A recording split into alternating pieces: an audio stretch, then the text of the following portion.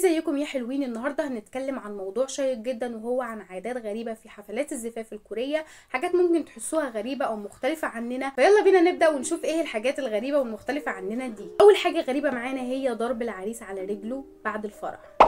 بعض المناطق في كوريا بيجيبوا العريس بعد ما الفرح يخلص ويقعدوه على الارض ويربطوا رجليه ويبداوا يضربوه بعصايه او سمكه مجففه، فبيقولوا الغرض من ده ان هو اختبار لقوه تحمله وصبره قبل الجواز. تاني حاجه لبس الجوسون التقليدي. العرسان في كوريا ممكن يلبسوا اللبس الكوري التقليدي اللي هو اسمه هانبوك في جزء من الزفاف، وده بيمثل احترامهم للثقافه والتراث بتاعهم. الشكل بيبقى زي الافلام التاريخيه اللي بنشوفها في الدراما الكوريه.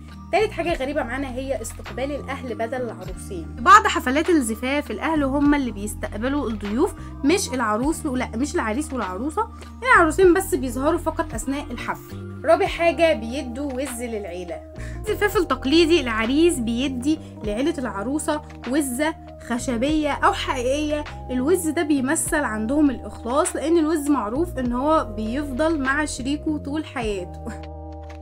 5 بيعملوا حفلين بدل من واحد. حفلات الزفاف الكورية ممكن تكون مقسومة لحفلين، حفل غربي عصري وحفل تقليدي كوري. كل حفل ليه لبسه وشكله المختلف. الحفل الغربي العصري ده اللي هو العادي، اللي هي بتلبس فستان زي اي فستان بتاع عروسه اللي هو فستان ابيض. اما الحفل التقليدي الكوري اللي هي بتلبس الهانبوك، وهو بيلبس برضه نفس الهانبوك الكوري والحاجات بقى والتقاليد والحاجات دي.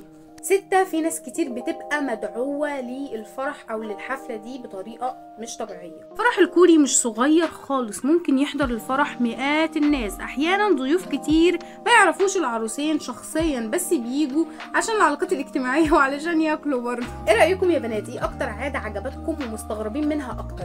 قولوا لي رأيكم في التعليقات، وما تنسوش تعملوا لايك وسبسكرايب للقناة عشان توصل لكم كل فيديوهاتي الجديدة. وقولوا لي كمان عن مواضيع اكتر عايزين نتكلم عنها، واشوفكم في فيديو جديد يا حلوين. وي